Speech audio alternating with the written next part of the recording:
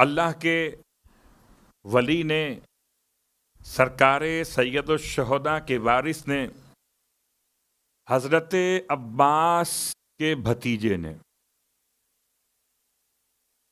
اپنے تمام تر شہدائے کربلا کی خدمت میں دو انداز سے سلام پیش کیا۔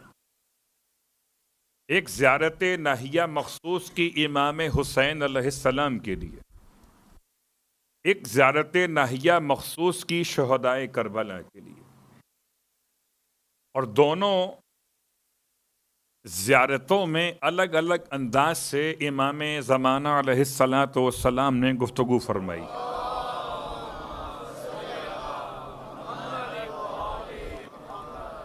عام طور پر عاشور کے دن وہ زیارت ناحیہ تو پڑھ لی جاتی ہے کہ سرکار سید الشہداء کے بارے میں، کہ جس میں امام نے انبیاء کے سلام کے ساتھ معصومین اور اہل بیت اطہار کے سلام کے ساتھ ملائکہ پروردگار کے سلام کے ساتھ اپنے جد سرکار سید الشہداء کے اعضائے بدن میں 7 اعضاء کے نام لیے، اور ہر ایک عضو بدن پر الگ الگ انداز سے سلام پیش۔ البتہ زیارت ناحیہ شہدائے کربلا میں، جیسے کہ میں نے کل آپ کی خدمت میں جناب قاسم کے حوالے سے امام زمان کا مرثیہ زیارت ناحیہ کا پیش کیا تھا، اس میں امام نے اس حالت کو بیان کیا جو عام طور پر کوئی اور بیان نہیں کر سکتا، کہ کیسے حضرت قاسم نے چچا کو پکارا اور سرکار سید الشہداء کتنی بےتابی کے ساتھ آگے بڑھے۔ کیفیت مولا حسین کو اور کون بیان کر سکتا ہے کہ کس طرح آگے بڑھے، سوائے اس کے کہ جو مقام منیت پر فائز ہو، جو وارث بھی ہو اور مزاج حسین بھی رکھتا ہو۔ اس لیے آپ نے فرمایا کالصقری، جیسے کوئی باز اپنے شکار پر جھپٹتا ہے، فجل الحسین علیہ کالصقر، حسین ایسی تیزی کے ساتھ آگے بڑھے، یہ تشبیہ کوئی اور نہیں دے سکتا تھا۔ اللہ اکبر۔ تو اسی انداز سے آج آپ کی خدمت میں اس مقام پر واپس لوٹنے سے پہلے جہاں کل آپ کو چھوڑ کے گیا تھا، سورہ زخرف کی 1.5 آیت ایسی ہے کہ جو آپ سب کو زبانی یاد ہے، 2 آیت پوری نہیں، 1.5 آیت، کیونکہ مسلسل استعمال میں اور ایسے استعمال میں ہے کہ بسا اوقات تو پڑھنے والوں کو یہ بھی نہیں معلوم کہ یہ دعا پڑھ رہے ہیں کہ آیت پڑھ رہے ہیں۔ جیسے ابھی دعائے کمیل، دعائے کمیل میں کتنی آیتیں موجود ہیں اندر؟ مولائے کائنات کی بارگاہ مقدس سے یہ دعا، اور گرچہ بہت بار اس منبر سے علماء نے، خطباء نے بیان کر دیا ہوگا، لیکن پھر ایک مرتبہ اور دعائے کمیل کی تلاوت خالی شب جمعہ کوئی فارمیٹو نہیں ہے کہ ہم نے اس کو معمول کے لحاظ سے پڑھ لیا، نہیں، بلکہ وسعت رزق کے لیے پڑھیے۔ جس کی روزی تنگ ہو رہی ہے، شب جمعہ نہیں، روز پڑھیے۔ جس کا مسئلہ روزگار کا ہے، کاروبار کی برکت نہیں ہو رہی، جاب چھوٹ گئی ہے، تو اس سے بہتر وہ کون سی دعا ہوگی؟ اس میں امام نے خدا سے اتنا قریب کیا کہ اسے سری اور رضا کہہ دیا ہے، سارے مسائل کو سولو کرتے ہوئے، کہ جن بنیادوں پر دعا قبول نہیں ہوتی، مصیبتیں آتی ہیں، وہ گناہ پہلے بخشوائے گئے پھر خدا سے قریب بتائے گئے. اس دعائے کمیل کی برکت. اس کے ساتھ ساتھ دوسری بات کہ اگر انسان دشمن کا خوف رکھتا ہو تو دشمن کے خوف کو دور کرنے کے لیے دعائے کمیل بہترین دعا ہے.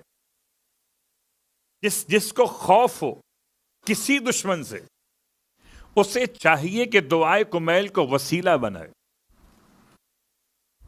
اور روز پڑھے. صرف شب جمعہ نہیں، وسعت رزق،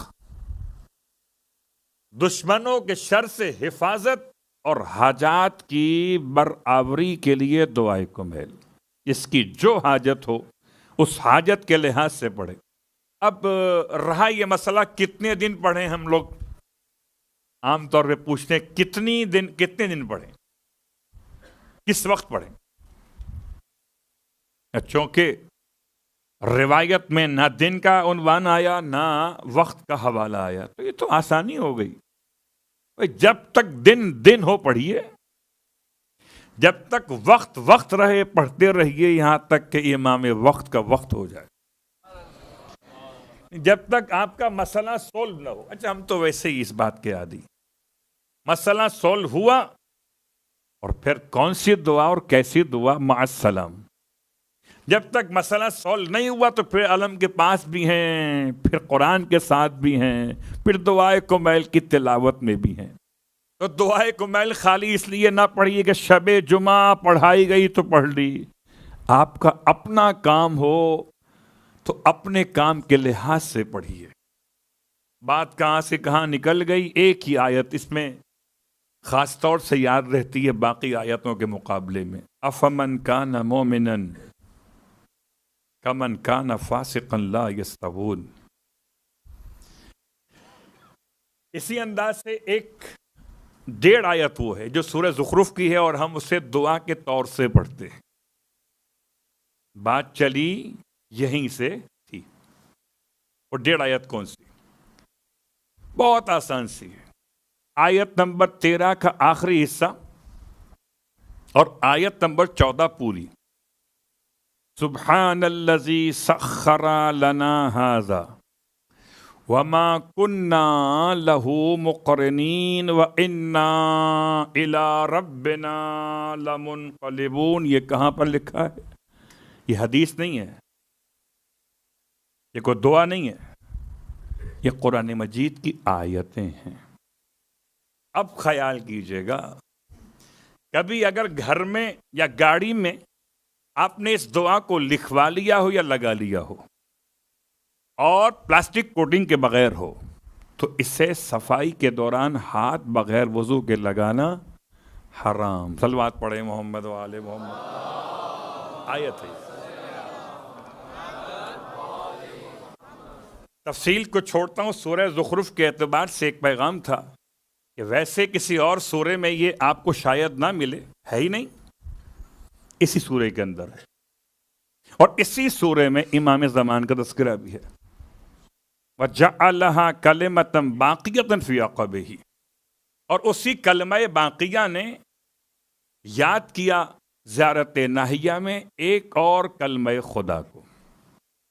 اس کلمہ خدا تک پہنچنے کے لیے ہم نے سفر طے کیا اور 21 انبیاء کے نام مکمل کر دیے. آج 22ویں نام پر ہم آ گئے. کوشش تو تھی کہ بڑی تیزی کے ساتھ چلیں، لیکن بہرحال انبیاء کے ذرا ذرا سے تذکرے بھی اتنے طولانی ہو گئے کہ بات یہاں تک پہنچی. السلام علی عیسیٰ روح اللہ و کلمتہ. لفظ کلمہ. سلام ہو عیسیٰ پر. اچھا خوب، عیسیٰ پر سلام. حضرت عیسیٰ علیہ السلام کے بیان سے پہلے کل بالکل جاتے جاتے تذکرہ ہوا تھا لیکن مکمل نہیں کیا تھا. اس سے پہلے کہ میں مجلس پڑھ کے اتروں پھر کوئی سوال کر لے.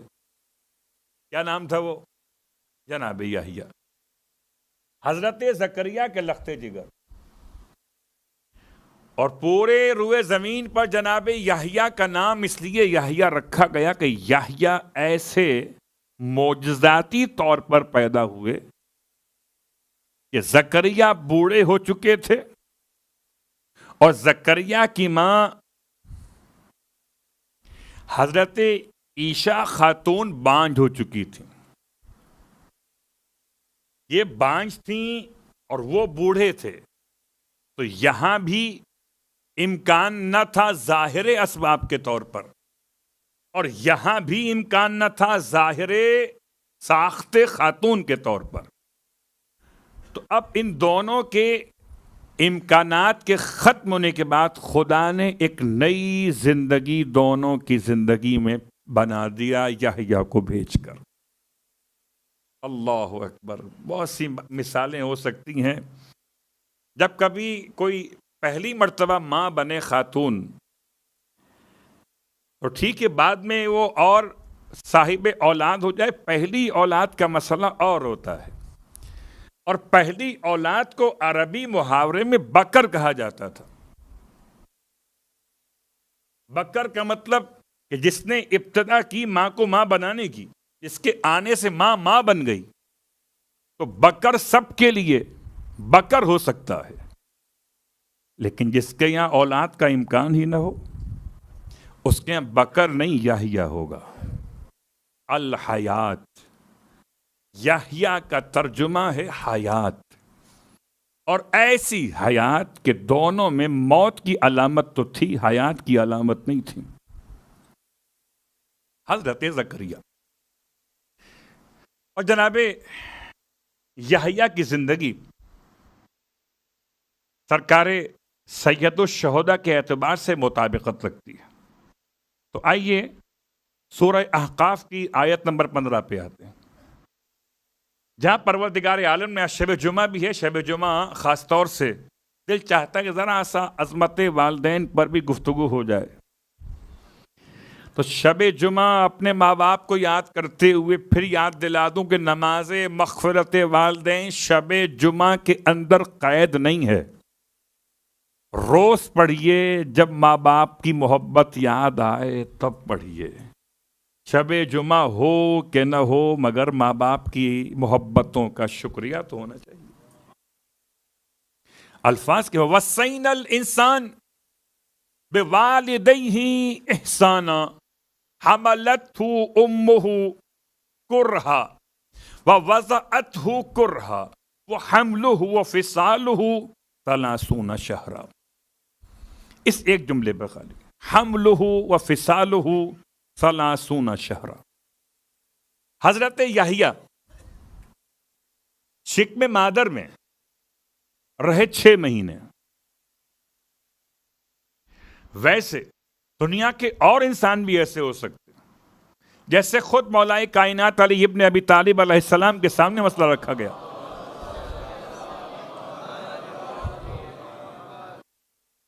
خلیفہ دوم کا دور ہے اور ایک ایسے مسئلے پر امت پریشانی کا شکار ہوئی جبکہ کسی خاتون کی شادی کے بعد ٹھیک 6 مہینے بعد ڈلیوری ہو گئی.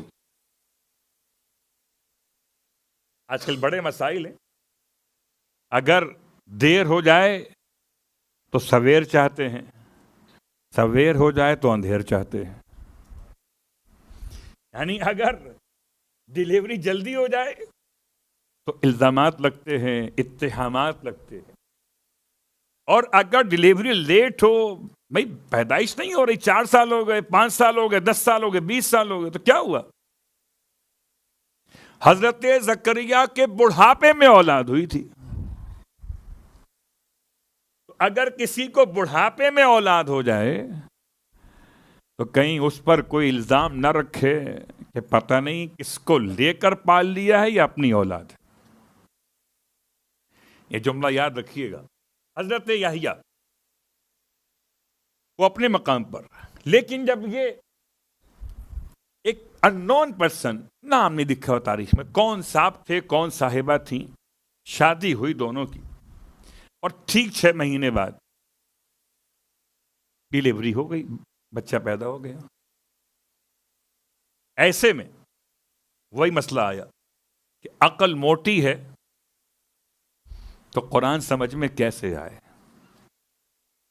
جیسی دربار میں یہ مسئلہ بھیجا گیا، بجائے خوشی منانے کے اس خاتون کو قتل کرنے کی تیاری شروع۔ الزام کیا کہ زنا کی اولاد ہے۔ کہ شادی کے بعد کم از کم 9 مہینے، 6 مہینے کیسے ممکن ہے؟ یقیناً کوئی گناہ کیا تھا پہلے۔ اللہ اکبر۔ بہت آسان ہے کسی کے بارے میں الزام لگانا، بہت مشکل ہے کسی اپنے الزام کو ثابت کرنا۔ یاد رکھیے گا، کسی کے بارے میں برا گمان کرنے کی اجازت نہیں ہے۔ جب اس کا فیصلہ حاکم وقت نے دے دیا کہ اس کو سنسار کیا جائے، گناہ گار عورت ہے، یہ فریاد پہنچی بو تراب تک۔ اور کیا بو تراب تھے نہیں ہیں، وہ کل بھی پہنچتے تھے فریاد کو اور آج بھی پہنچتے ہیں فریاد کو۔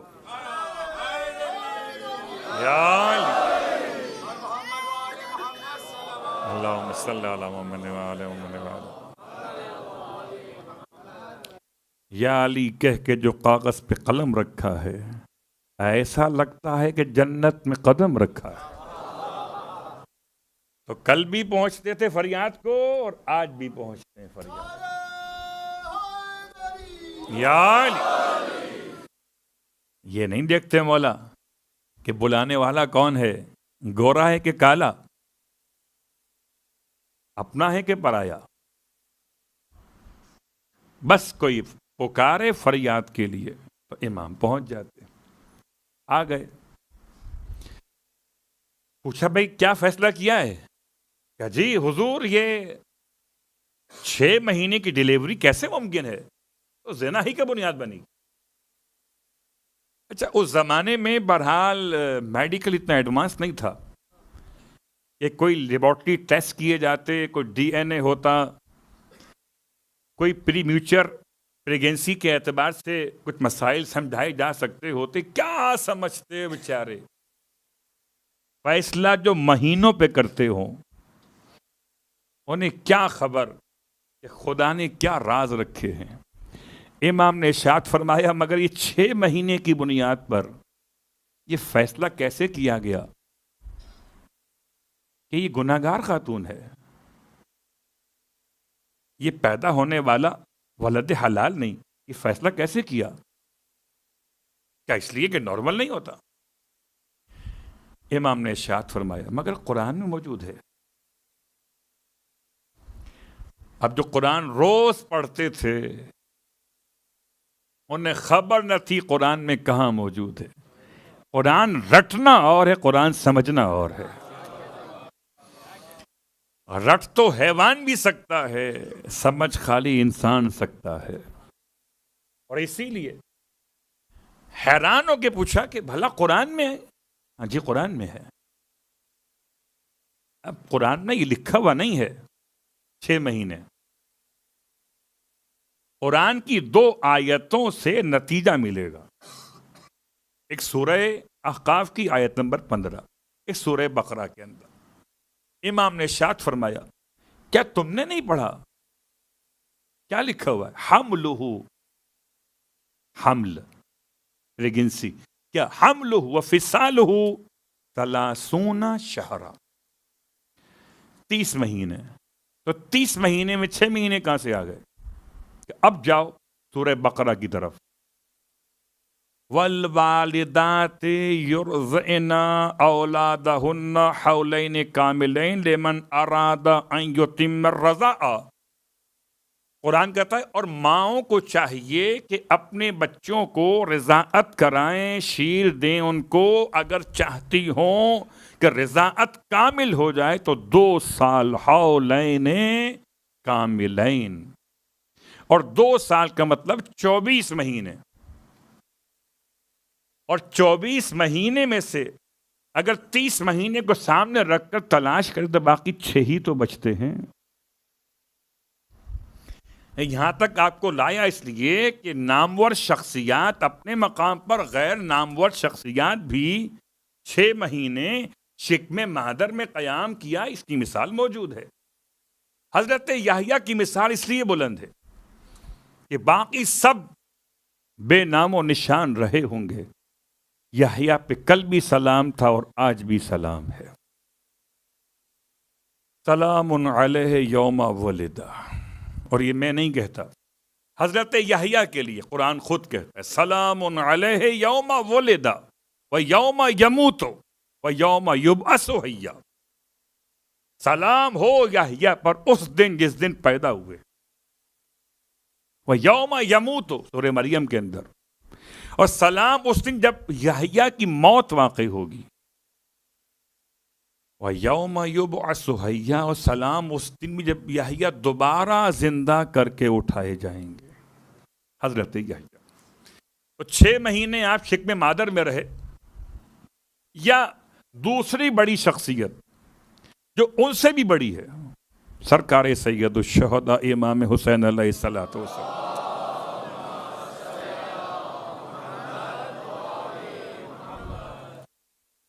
ٹھیک. اب جناب یحییٰ کی شخصیت، مولا حسین کی شخصیت، ایک جوانی کے عالم میں شہادت جناب یحییٰ کی. اب کتنے بڑے تھے؟ 30 سال کے تھے کہ 30 سال سے زیادہ کے تھے؟ شہادت کا باعث کیا بنا؟ بادشاہ نے جب اپنی محرم سے نکاح کا ارادہ کیا، ایسے محرم سے جس سے نکاح نہیں ہو سکتا، اسے خدا نے محرم بنایا. اب کہتے ہیں وہ بیٹی تھی یا بھتیجی تھی، اس میں اختلاف ہے.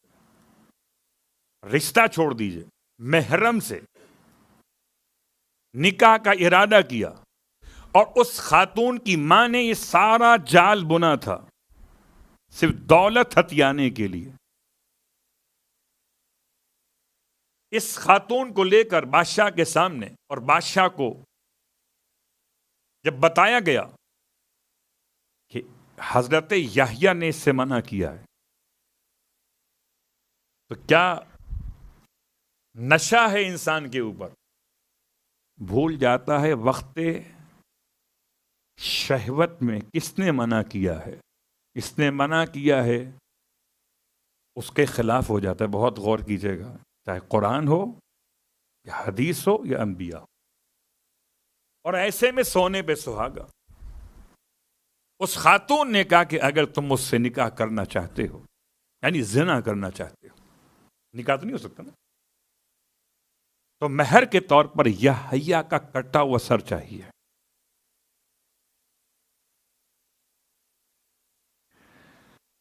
تو بعض کے اعتبار سے جناب یحییٰ کی شہادت اس بنیاد پر واقع ہوئی. آپ کے سر مقدس تن سے جدا کیا گیا اور تشت میں رکھ کر پیش کیا گیا. بڑی کوشش کی کہ جناب یحییٰ کے خون کا قطرہ زمین پہ نہ گرے. یہ کوشش کرنے کی وجہ الگ ہو سکتی ہے، لیکن تاریخ کا جملہ ہے.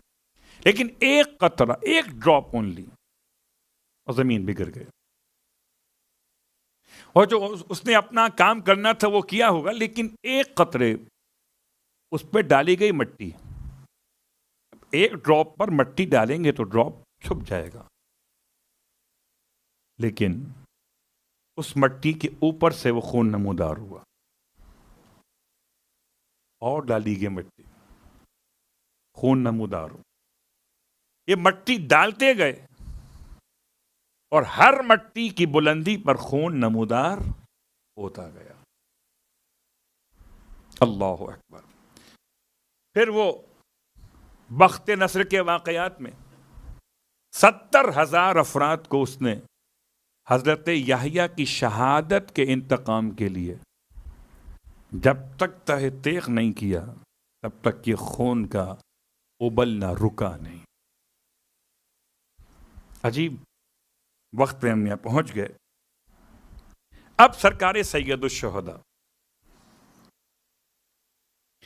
10 محرم لوگ کربلا میں یا اس کے ماسوا ایام عزا میں خاک کربلائے مولا آج بھی ایسی خاک موجود ہے دنیا میں، اس میں خون نمودار ہو جاتا ہے۔ اگر حضرت امیر مختار کا انتقام کافی تھا، وافی تھا، تو خون کا ابلنا بند ہو جانا چاہیے، لیکن خون ابھی تک نمودار ہوتا ہے۔ اللہ اکبر۔ اور امام حسین علیہ الصلوۃ والسلام کے اپنے جملے ہیں، آپ نے ارشاد فرمایا تھا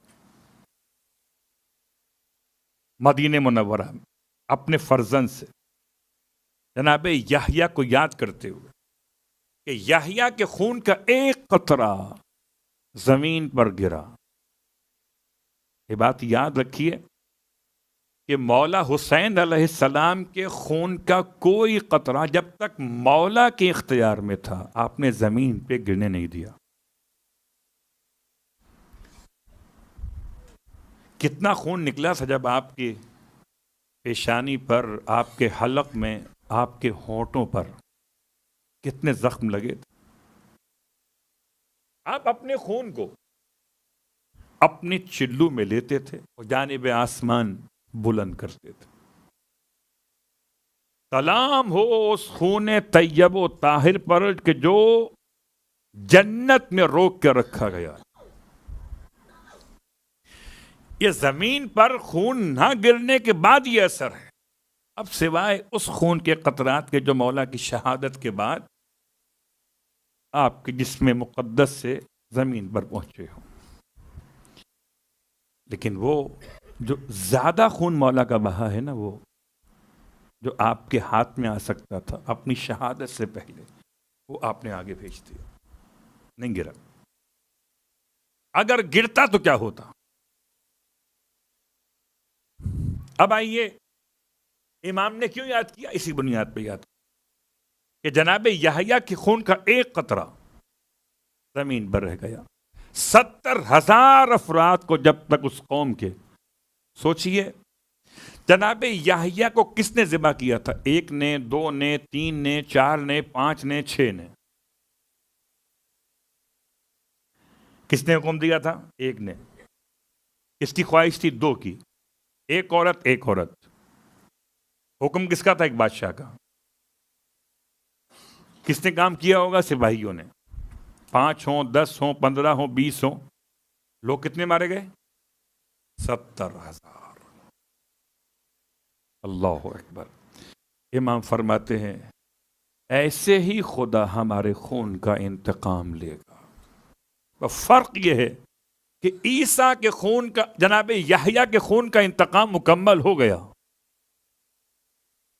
اور امام حسین کے خون کا انتقام مکمل ابھی تک نہیں ہوا۔ تو امام نے اس سلام میں حضرت یحییٰ کو یاد کیا، اور اسی بنیاد پر حضرت یحییٰ پر سلام۔ کون یحییٰ؟ الذی ازلفہ اللہ بشہادت، جس کو اللہ نے شہادت کی وجہ سے قربت عطا فرمائی۔ ازلفا یزلفو، ازلاف، اس کا مطلب ہے قرب، اسی سے لفظ مزدلفہ ہے، ازدلاف سے، وہ رات کا قرب ہے، اور زلف، ازلفہ، یہ مطلقاً قرب ہے۔ خدا نے حضرت یحییٰ کو اپنے قریب کیا شہادت کے اس بہترین پیغام کے ساتھ، خدا کے قریب ہو، سلام و یحییٰ پر۔ اور اب حضرت یحییٰ پر سلام کے ساتھ ساتھ جملہ آپ کی خدمت میں، چونکہ شب جمعہ کی مناسبت بھی جناب عیسیٰ تک بات پہنچاتے ہوئے، جناب یحییٰ کی شخصیت میں خاص جملہ جناب عیسیٰ سے ملتا ہوا۔ عیسیٰ پر سلام 3، یحییٰ پر سلام 3۔ یحییٰ بھی بچپن سے نبی. وَآتَيْنَاهُ الْحُكْمَ صَبِيًّا سورہ مریم. اور ہم نے یحییٰ کو بچپن سے نبوت عطا فرمائی تھی. اور عیسیٰ ماں کی گود سے نبی. انی عبداللہ آتانی الکتاب وجعلنی نبیّا. اہل علم اور ادب آپ کی خدمت مقدس میں یہ بات سمجھا دوں کہ نبی بچپن سے نبی ہوتا ہے، بچپن سے نہیں. بچپن سے رسول ہو سکتا ہے، نبی نہیں. نبی ہونا اور ہے، رسول ہونا اور ہے. خدا نبی پیدا کرتا ہے، رسول مبعوث کرتا ہے. پیدائش اور ہے، بعثت اور. صلوات پڑھے محمد و آل محمد.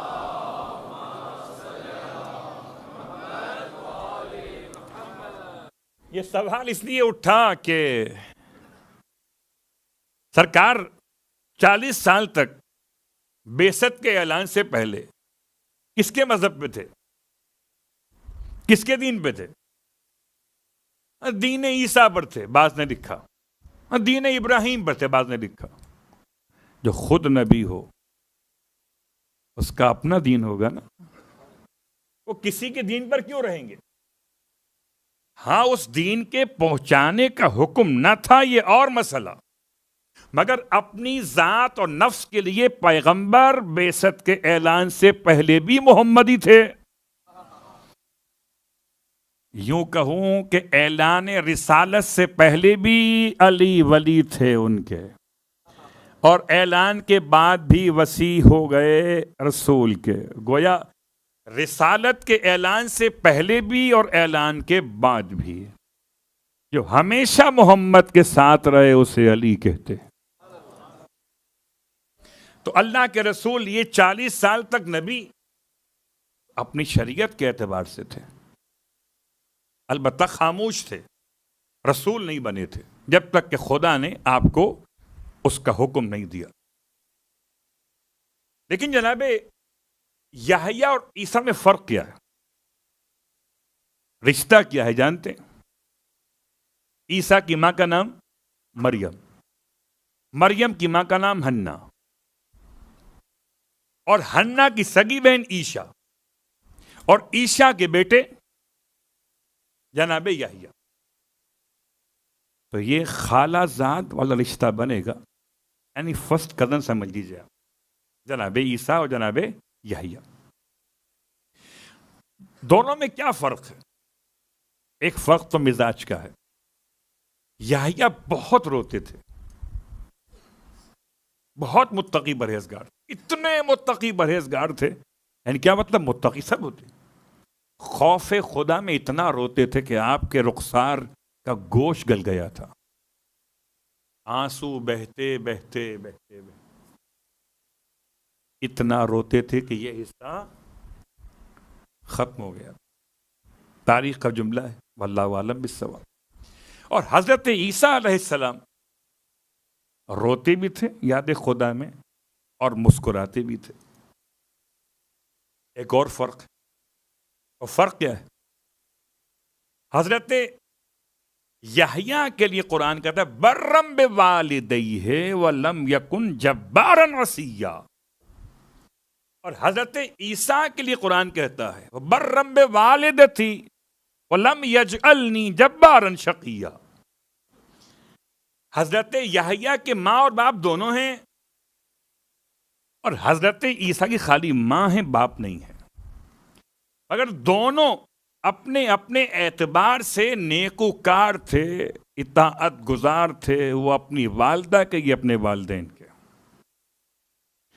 اور شب جمعہ کا یہ پیغام سرکار ختم یہ مرتبہ صلی اللہ علیہ وسلم کی بارگاہ میں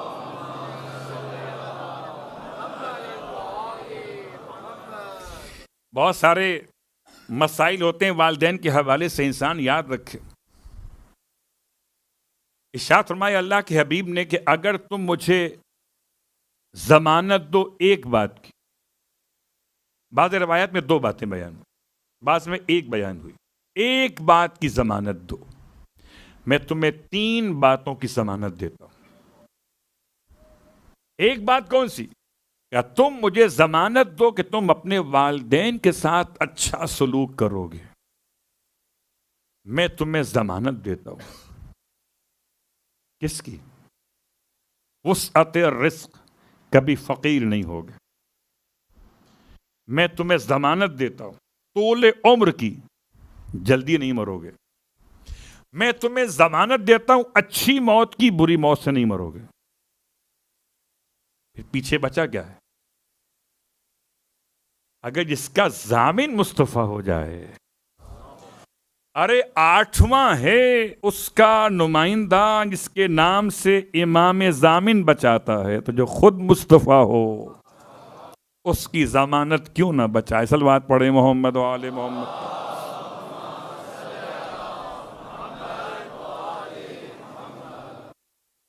اور اگر حضرت عیسیٰ علیہ السلام کی شخصیت کے بارے میں قرآن کہتا ہے برم والدتی، آپ اپنی والدہ کے ساتھ نیکوکار تھے، اچھا سلوک کرنے والے تھے، ایسے تھے کہ ماں کے بغیر کھانا نہیں کھاتے تھے، رات بھر روزہ ختم ہونے کے باوجود افطار نہیں کیا کیونکہ ماں سو رہی تھی، انتظار کرتے رہے۔ آج ہے کوئی جوان جو اپنی ماں کا اتنا انتظار کرے؟ اماں ہیں تو ٹھیک، ورنہ کیا ہوا؟ اماں سو گئیں، اماں باہر ہیں تو آؤ افطار کر لے۔ کون رکتا ہے؟ ارے عشاء کی نماز کے لیے نہیں رکتے تو اماں کے لیے کیا رکیں گے؟ حضرت عیسیٰ ایسا نہیں تھا کہ خالی بیٹھ کر تلاوت کرتے ہو، نہیں، محنت مشقت کرتے تھے، محنت مشقت کر کے واپس آئے تھے اور افطار کا سامان ساتھ لے کر آئے تھے۔ جب گھر میں پہنچے تو اس کے لحاظ سے، آپ کے وقت کے اعتبار سے افطار کا وقت ہو گیا تھا اور ماں سو رہی تھی۔ انتظار کرتے رہے یہاں تک کہ نماز شب کا وقت ہو گیا۔ نماز شب کے وقت کے بعد ماں کو آواز دی ہے۔ ماں تو مر چکی تھی۔ حضرت مریم کا انتقال روزے کی حالت میں ہوا تھا، اور سلام ہو اس عیسیٰ پر۔ عیسیٰ کیا ہیں؟ سورہ آل عمران میں آپ کی 4 برجستہ معجزات کو بیان کیا گیا۔ عیسیٰ وہ ہیں جو فرماتے اخلق لکم من الطین کہیئۃ الطیر، میں مٹی سے مورت بناتا ہوں پرندے کی، وانفخ فیہ، اس میں پھونک مارتا ہوں، فیکون طیرا باذن اللہ، تو وہ ہو جاتا ہے پرندہ زندہ اللہ کے اذن کے ساتھ۔ یہ عیسیٰ۔ وَإِنِّي أُبْرِئُ الْأَكْمَحَ وَالْأَبْرَصَ، اور میں پیدائشی کوڑ کے مریض کو، جذام کے مریض کو، برس کے مریض کو شفا دیتا ہوں۔ اور کیا کرتا ہوں؟ پھر فرماتے ہیں وَإِنِّي أُحْيِي الْمَوْتَى، میں مردوں کو زندہ کرتا ہوں۔ تیسرا کام۔ چوتھا کام کیا کرتے ہیں آپ؟ أُنَبِّئُكُم بِمَا تَأْكُلُونَ بِمَا تَدَّخِرُونَ فِي بُيُوتِكُم، اور میں تمہیں خبردار کرتا ہوں کہ تم کیا کھا کر آئے ہو اور گھر میں کیا چھپا کر آئے ہو۔ 4 برجستہ معجزات ہیں جناب عیسیٰ کے، ان میں سے ایک ہے مردہ کو زندہ کرنا۔ ماں مر چکی اور عیسیٰ کی ماں مر چکی۔ عیسیٰ کی ماں صدیقہ، اور حضرت عیسیٰ کی ماں کی شخصیت، آپ طاہرہ، آپ مطہرہ، آپ سید نساء العالمین، اور سرکار سید الشہداء کی شخصیت کیا؟ ماں فاطمہ زہرا۔ یہ صرف صدیقہ، وہ صدیقۃ الکبریٰ۔ اللہ اکبر۔ حضرت عیسیٰ کے خاص مرحلے پر یہ بات مکمل کر لیں، پھر آگے بڑھیں مریم کے حالات کے اعتبار سے. حضرت مریم انتقال کر چکی، افطار کیے بغیر مر گئے. جناب عیسیٰ ماں کو آواز دے رہے، نماز شب کا وقت ہو گیا، نماز شب پڑھ چکے. اماں اٹھیے، فرشتوں میں کوہرام مچا ہوا ہے کہ پروردگار بیٹے کو صبر کیسا آئے گا ماں کے بغیر. اور جب جناب عیسیٰ نے ماں کی آواز نہ سنی تو ماں کے وجود مقدس کو ہلایا، انتقال ہو چکا. آپ نے اپنے رب کی بارگاہ میں اپنی ماں کی حیات کی خیرات مانگنا شروع. پروردگار میری ماں کو تھوڑی دیر کے لیے بڑے مشکل حالات تھے.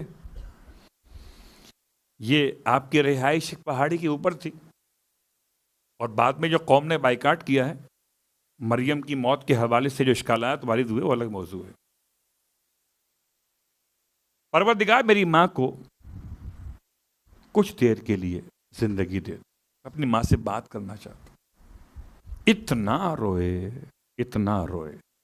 کہ خدا نے ماں کی میت کو یعنی حضرت مریم کو زندگی دے.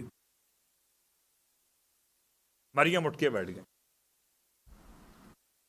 اگر کوئی روتا ہوا بیٹا اپنی ماں کی میت پر خدا سے اس کی حیات کی دعا مانگے تو بعید نہیں کہ خدا اس بیٹے کی دعا پر ماں کو نئی زندگی دے دے.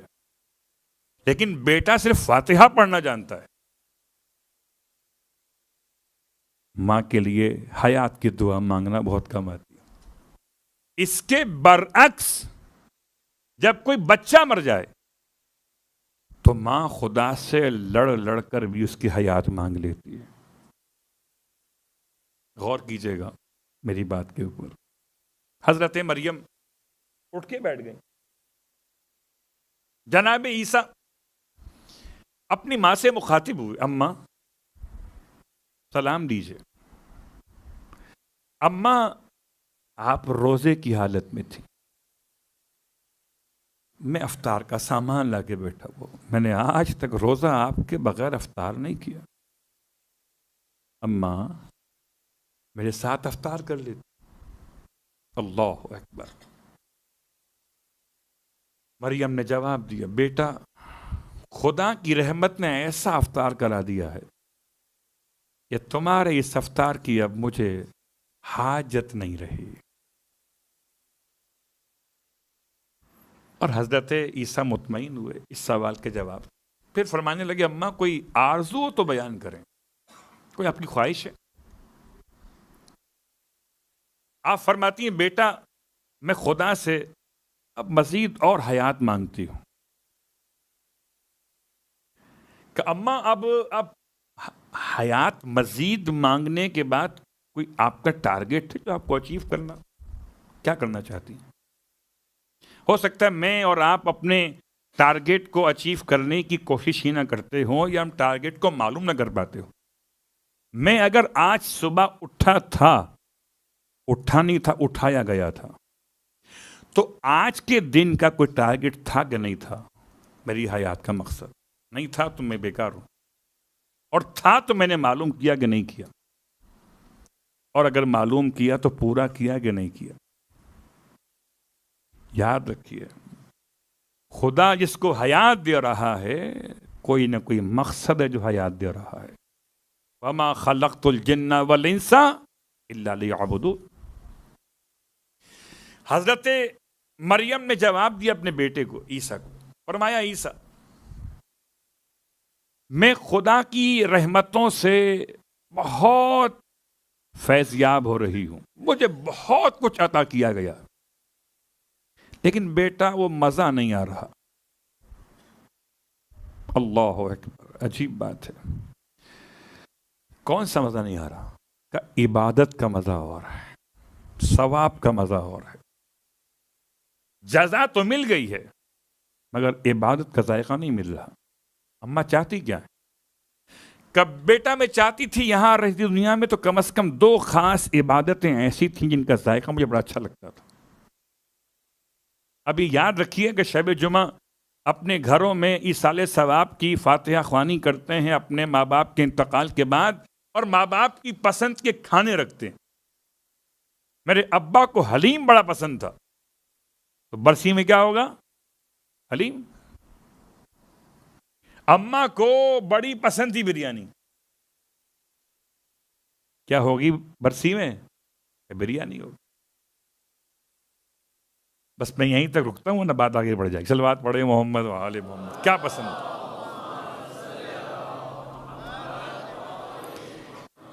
کچھ ایسی پسند کی چیزیں ہو سکتی ہیں جو سوٹ نہ کر رہی ہوں۔ کیوں؟ اماں کھاتی تھی پتی والا پان، اب کھائیں گے؟ نہیں کھائیں گے نا، اس لیے میں نے اپنا کو روک لیا۔ تو ہم اور آپ اپنے ماں باپ کی پسند کا خیال ان کے انتقال کے بعد تو بہت رکھتے ہیں، مگر پسند صرف کھانے پینے کی۔ اماں کو پسند تھا کہ سارے بہن بھائی مل کر رہیں، ہم نے گھر تقسیم کر لیا۔ اماں کو بڑا پسند تھا کہ بہنوں کے سر پہ بھائی ہاتھ رکھیں، ہم نے ہاتھ اٹھا لیے۔ اب چاہے کسی کے کہنے پہ اٹھائے یا خود سے اٹھائے، وہ الگ موضوع۔ اماں کو بڑا پسند تھا کہ فرش ازاں گھر میں بچھے، اور وہ فرش ہی نہ رہا۔ اب جناب مریم کی خواہشات کیا ہیں؟ اور خواہشات کو بیان کرنے کا مقصد یہ ہے کہ حضرت مریم چاہتی کہ جو کام اب وہ نہیں کر پا رہی وہ عیسیٰ کریں گے۔ ٹھیک؟ کون سے دو کام؟ کہ ایک، سخت ترین گرمی میں روزے کا ذائقہ، اور ایک سخت ترین سردی میں فجر کی نماز۔ یہ دو عبادتیں ایسی ہیں، ایسی عبادتیں، بہت غور کیجئے، ہو سکتا ہے شاید آپ میرے ساتھ ساتھ ہوں اس مسئلے پر۔ مجھے بتائیے ایمانداری سے کہ مجلس عزا کے بعد تبرک میں زیادہ لطف آتا ہے مجلس کے اندر؟ صلوات پڑھیں محمد علیہ۔ سوال ہے میرا، آپ بتائیں۔ جس کو تبرک میں لطف آتا ہے اس کو مجلس کی معرفت کا محقہ نہیں ہے۔ بڑی احتیاط کی میں نے، کا محقہ کہہ کر۔ جس کو مجلس میں لطف آتا ہے، تبرک تو ضرور احترام سے لیتا ہے، اسے شفا سمجھ کے کھا لیتا ہے، لیکن مجلس کی یاد اس کے دل میں باقی رہتی ہے۔ مجلس اگر ہوتی، اللہ اکبر، تو مجلس عمل ہے اور تبرک ظاہراً اس کی جزا ہے مادی اعتبار سے۔ تو عمل سے محبت ہے کہ جزائے عمل سے محبت ہے۔ اللہ اکبر۔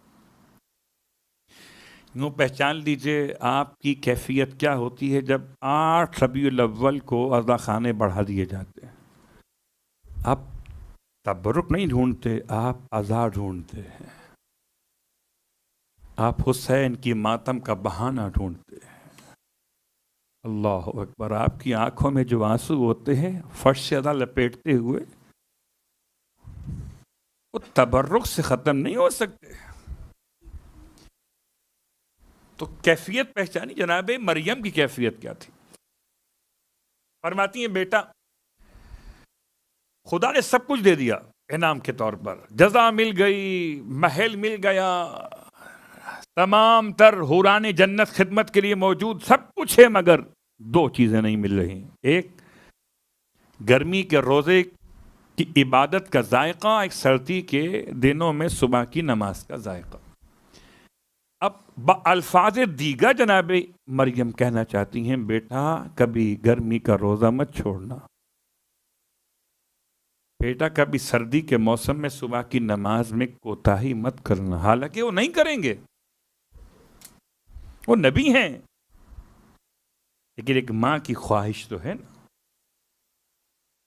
ہم اور آپ اپنے طور سے پہچانیں کہ حضرت عیسیٰ کے لیے قرآن خود کہتا ہے برم بوالدتی، آپ اپنی والدہ کے حق میں بہت نیکی کرنے والے تھے. وَلَمْ يَجْعَلْنِي جَبَّارًا شَقِيًّا. یاد رکھیں ماں باپ کب تک زندہ رہتے ہیں؟ مر جائیں گے. یہ بھی کس کے ماں باپ رہے ہیں آج تک؟ لیکن مرنے کے بعد تلاش کریں گے، کوئی نہیں ملے گا. پھر بغیر مفاد کے محبت کرنے والے پھر آپ کو نہیں ملیں گے. آج ماں باپ بوجھ لگتے ہیں، کل انہیں یاد کر کے روئیں گے. بس عزیزو، کیا کیفیت تھی اس بیٹے سے محبت، اس کو مولائے کائنات اپنی گود میں لیے ہوئے. یہ کون سا شہزادہ ہے؟ یہ شہزادہ ذرا مختلف ہے. آپ کے اور بہت سارے خدا نے آپ کو بیٹے عطا کیے تھے مولائے کائنات کو، مگر آپ نے ہر ایک کے ساتھ یہ کام نہیں کیا جس کے ساتھ کیا. ماں دیکھ رہی ہیں، اور امام نے اس شہزادے کو چومتے چومتے یہاں چوما، یہاں چوما، یہاں چوما، اور پھر کپڑا ہٹا کے دونوں بازوؤں کو چومنا شروع. نارملی اس طرح کوئی پیار نہیں کرتا. بچہ بڑا خوبصورت ہو تو بار بار اس کی پیشانی چومتے ہیں، اس کے لبوں کو چومتے ہیں، اس کے رخساروں کو چومتے ہیں، مگر بازوؤں کو کون چومتا ہے؟ اور اتنی بےتابی کے ساتھ چوما کہ چومتے چومتے مولا کی آنکھوں سے آنسو بہنے لگے. رونے والوں، خدا آپ کو کسی غم میں نہ رلائے. اور جب ماں کے سامنے مولا کی یہ حالت دیکھی ماں نے تو تڑپ کے پوچھا کہ اے میرے آقا اور مولا، آپ کی آنکھوں میں آنسو آ گئے؟ مولا خدا کبھی آپ کی آنکھوں میں آنسو نہ لائے. کس بات نے آپ کو رلا دیا؟ اور یہ بچے کو اس طرح کیوں چوم رہے ہیں؟ اب فرمایا ام البنین، کربلا کے میدان میں میرے اس لال کے دونوں بازو کاٹ دیے. جن بازوؤں کو علی چومتے ہیں ان کا مقام کیا ہوگا؟ علی کو پہچانیے. اللہ اکبر.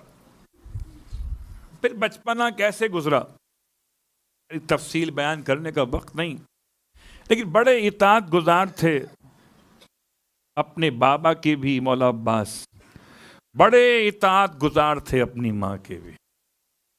اللہ اکبر. اتنے اطاعت گزار تھے کہ اگر آج کوئی مولا عباس کے پرچم کو اٹھانے والا، عالم کو چومنے والا اپنے ماں باپ کی اطاعت گزاری کرنا چاہتا ہے تو اس کے لیے آئیڈیل ہے مولا عباس.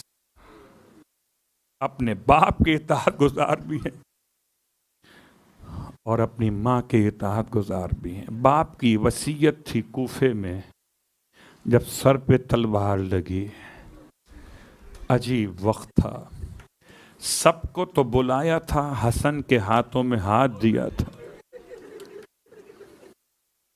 عباس کو نہیں بلایا تھا. سلام ہو ماں ام البنین کے وجود اقدس پر. آپ نے مولا کی خدمت میں عرض کی، مولا اس غلام کو کیوں چھوڑ دیا؟ امام نے عباس کو بلایا، سینے سے لگایا،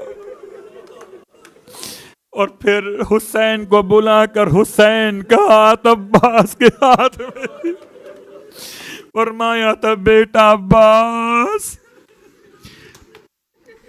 بعض مقاتل مولائے کائنات کے جو ملتے ہیں اس میں جملہ ہے کہ بیٹا عباس فرات پر پہنچ بھی جاؤ تو پانی مت پینا. اللہ اکبر. مولا عباس کے لیے یہ وصیت کے الفاظ بھی تھے. اور کربلا میں جناب زہیر ابن قین نے یاد دلا دیا تھا نا کہ جانتے ہیں عباس کہ آپ کی ماں سے آپ مولا نے شادی کیوں کی تھی؟ بس وہ جملہ ذہن میں آیا، مولا عباس نے ایس طرح سے انگڑائی لی ہے کہ رکابوں میں جب پاؤں تھے تو رکابیں ٹوٹ کے زمین پہ گر گئیں. تم مجھے یاد دلا رہے ہو، میں جانتا ہوں کیا اطاعت گزار تھے. رونے والوں، خدا آپ سب کو نصیب کرے کربلا مولا کی شب جمعہ ہے، دعا مانگ کے جانا، دعا مانگ کے جانا، خالی ہاتھ کوئی نہیں جائے گا۔ شب جمعہ تو کوئی فقیر بھی خالی ہاتھ کسی کریم کے گھر سے نہیں جاتا۔ یہ تو کریم ابن کریم ہے، یہ فرزندگان زہرا ہیں، ان کے در سے خالی ہاتھ کون جائے گا؟ شب جمعہ ہے۔ اور رونے والوں، کربلا میں جانا زیارت کے لیے بڑا اچھا لگتا ہے، بہت عمدہ لگتا ہے جب یہ سنا جاتا ہے کہ لینے عباس چلے آتے ہیں، مولا عباس کربلا کے باہر آتے ہیں مولا حسین کے زائروں کے استقبال کے لیے۔ البتہ یہ ہم نے سنا ہے علماء سے اور پڑھا تاریخ میں کہ جناب ام البنین کربلا نہیں گئی۔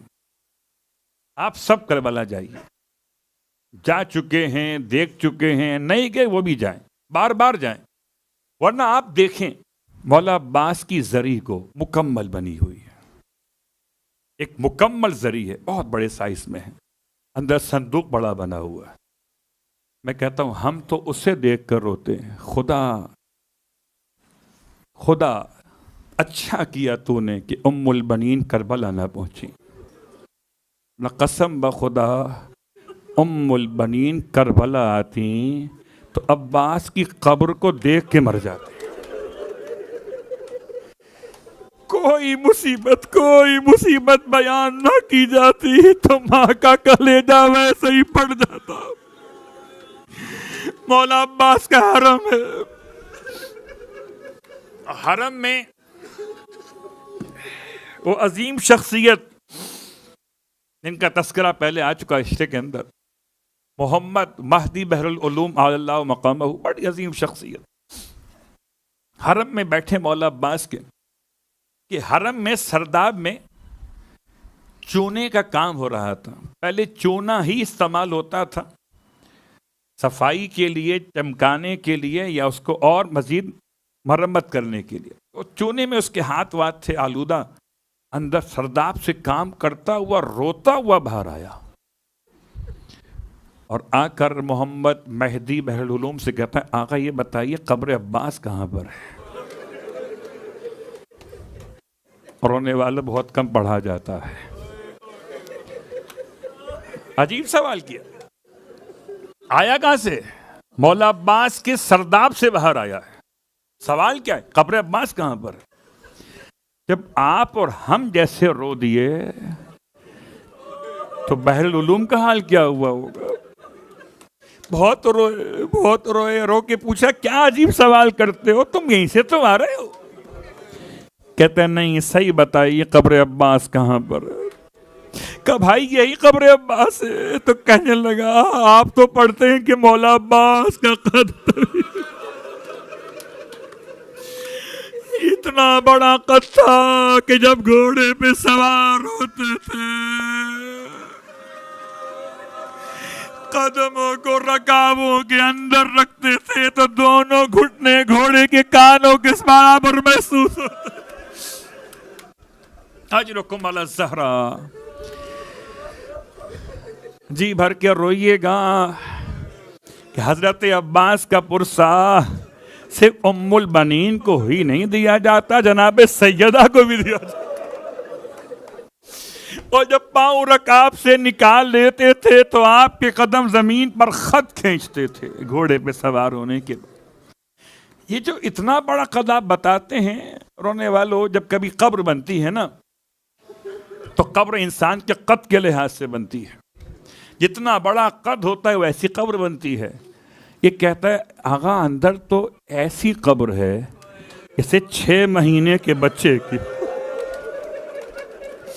روتے روتے بے ہوش ہو گئے، جب ہوش میں لائے گئے تو فریاد کرتے تھے، سننا چاہیں گے کیا فریاد کرتے تھے؟ فرماتے تھے کہ جب میرے چوتھے امام با اعجاز امامت کربلا پہنچے تھے، محرم کی 12 تاریخ یا 13 تاریخ اختلاف ہے، جب کربلا چوتھے امام پہنچے اور بنی اسد کے زمینداروں کی ہدایت کی، انہیں سمجھایا کہ کس لاش کو کیسے دفن کرنا ہے. باقی لاشوں کو تو ان کے ساتھ مل کے اٹھایا، مگر کچھ لاشیں امام سجاد نے اکیلے اٹھائے تھے. ان میں سے ایک غریب زہرا کی لاش تھی جسے بنی اسد کے لوگ. اس کے بعد اپنے بابا کے سینے پہ اصغر کو اپنے ہاتھوں سے لٹایا، پھر علی اکبر کو بابا کے قدموں کے پاس لٹایا. بنی اسد کے زمیندار رو کے کہتے تھے مولا ساری لاشیں تو اطراف میں ملی تھیں، ایک لاش نہر کے کنارے پڑی، مولا ہم نہیں پہچان سکے کہ اس کا سر تن سے جدا ہے. البتہ ایک پہچان باقیوں سے الگ ہے کہ اس کے بازو نہیں. رونے والو جملہ برداشت کر سکو گے، بازو نہیں ہے مگر مقتل کا جملہ ہے. مقتل کا جملہ ہے کہ خالی مولا کے بازو نہیں کٹے تھے، مولا کی ٹانگیں بھی کاٹ دی. اس لیے جسم خالی اتنا رہ گیا تھا جتنا 6 مہینے کے بچے کا. واہ غربتا. آغائے بحر علوم کہتے ہیں اب چوتھے امام رونے لگے، فرمایا تم ہاتھ نہ لگانا، میرے چچا کی لاش سجاد اپنے ہاتھوں سے اٹھائے گا. امام نہر کے کنارے آئے اور نہر کے کنارے آ کے امام نے اپنے چچا کی لاش کو اٹھانا چاہا. رونے والو خدا بہتر جانتا ہے مولا عباس کی وصیت میں کیا راز تھا. مولا عباس نے فرمایا تھا نا کہ آقا میری لاش کو خیمے میں لے کر مت جائیے گا. رونے والو لے جانا آسان تھا، چھوڑنا آسان نہ تھا. کہ چھوڑا کن کے درمیان گیا تھا؟ جو لشکر یزید کے ایریا تھا. لیکن یہ ایسی وصیت تھی کہ حسین مجبور ہو گئے. اس میں بھی عباس نے اطاعت کا خیال کیا. اپنی حالت کو مولا بہتر جانتے تھے. آقا میری لاش کو نہ اٹھائیے گا. شاید اس لیے فرمایا تھا جس کی کمر ٹوٹی ہوئی ہو، جسے دکھائی نہ دیتا ہو، وہ لاش کو کتنا اٹھا کے چلے گا. یا شاید میرے مولا نے اپنے بدن کی حالت کی وجہ سے مولا کو روکا ہو. اس جملے کو سمجھنے کے لیے امام سجاد کی روایت پہ غور کیجئے. آغا بحر العلوم فرماتے ہیں جب چوتھے امام نے، قبر تو برابر تھی قد کے لحاظ سے تھی، مگر جب چوتھے امام نے مولا عباس کے بدن کو اٹھانا چاہا، جس عضو بدن کو ہاتھ لگاتے تھے وہ دوسرے اعضاء سے ٹوٹ کے الگ ہو جاتا تھا، اور لاش اٹھائی نہ گئی، سمیٹی گئی، ایسے جیسے گڑھے میں رکھ دیا جائے. اور جب لٹا چکے سینہ عباس پہ منہ رکھ کے رونے لگے، رو کے کہتی تھی امی الابا، اے میرے چچا ابا، دنیا بعد اللہ. چچا سجاد کو دکھائی نہیں دیتا، آنکھوں میں